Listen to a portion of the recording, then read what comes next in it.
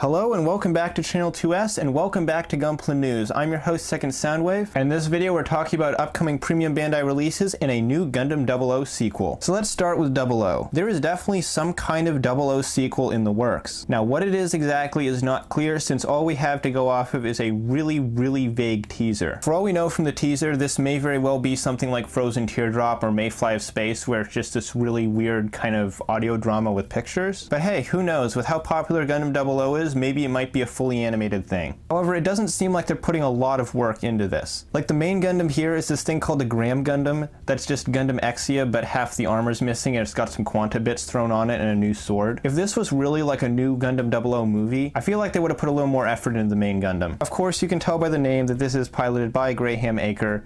Apparently he's back, he's got some silver in his hair now. If you've seen the movie, you know what's up with that. The other new character is a new Innovate based off the same genetic strain as Tierra, and it looks like she's piloting a new Dynamez. This is the Dynamez Repair 3, it's black, it's got guns. It still looks like a really weird kit bash, but at least it looks way more like a fully realized mobile suit than the Gram Gundam. So to continue on the Gundam 00 celebration, Gundam Base Tokyo has a clear color set of the high grades of the Gundams from the first season. It's a pretty nice looking set, even though we've already gotten some of these in clear colors before. But if you want to pick it up for yourself, you can go down to Gundam Base Tokyo right now and get one. If you want to get a similar set for the Season 2 Gundams, you'll be able to do that at Shizuoka Hobby Show early next month. Speaking of Shizuoka Hobby Show, another exclusive kit you'll be able to get there is the Master Grade Clear Color GM Sniper 2. I'm not entirely sure, but I think this might be our first clear color GM. I have no idea if that's actually true, but if it is, that's a pretty cool milestone. And while we're at it, let's continue the clear color chain with the Gundam The Origin Episode 6 theatrical exclusive high grade Zaku 2 C5. They always do these clear kits with the theatrical release of any kind of movie or OVA, and I think this one might be my favorite. I really do like that shade of green they chose for it. So moving on into traditional premium Bandai kits, yes, everyone's favorite part of Gunpla News. And really, what P-Bandai kit do the fans love more than the Master Grade Hazel? Of course, Bandai is making more of them, and if you thought these were going to be anything other than premium Bandai, at this point,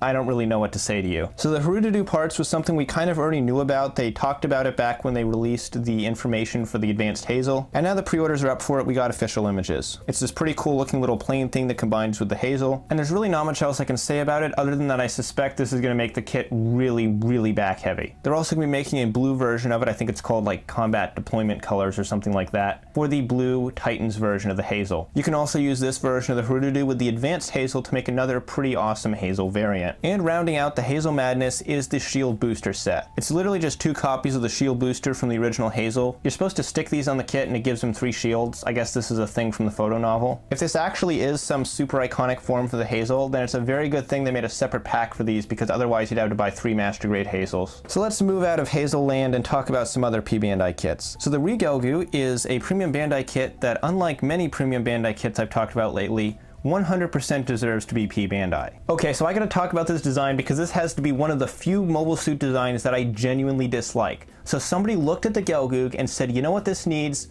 Just stupidly wide shoulders. Maybe give it a new backpack, maybe give it a new gun, but don't change too much, just make sure it has the big stupid shoulders. Now since they're making a kit of this, obviously it has some fans, but I'm definitely not one of them. I am a fan of the Efreet though. The HGUC Efreet is something that we've actually already seen a little bit of in the Gundam Pixies images, but now that we have a full image set of it, it's looking better than ever. I wasn't sure how to feel about the shoulders at first. I didn't really like how the spikes were all in line, but now that I've seen it in full, I've completely fallen in love with it. This kit has pretty much the coolest weapons loadout of any of the Efreets. Right off the bat, he's got a camphor shotgun, which is just the coolest thing ever. He's got both of the Efreet Kai's heat sabers, and then he has gray deactivated blades for them, so you can use them as just like metal katanas. I think he's technically only supposed to use one of them, but you get 2 of them, I guess, because they're molded on the same runner or something. This kit is going to be a really cool companion piece to the Gundam Pixie. And last and most certainly least is the Master Grade Zaku Cannon Ian Graydon Custom. Because why make a Zeta color Zaku Cannon, something that's actually appeared in an anime, when you can make the version that was piloted by a character that literally nobody knows or cares about? Seriously, who is Ian Graydon? Now there's probably some people out there that are excited just because it's a green Zaku Cannon, and if you're one of those people, good for you, I guess. But if you're not excited for a green Zaku cannon, this is just another forgettable P-Bandai Zaku recolor. So there you go, guys. Part 3 of today's Gunpla News is done. Thanks for watching. Again, thanks for understanding the change in format. Like I said, this is not at all permanent, just doing it for this one episode.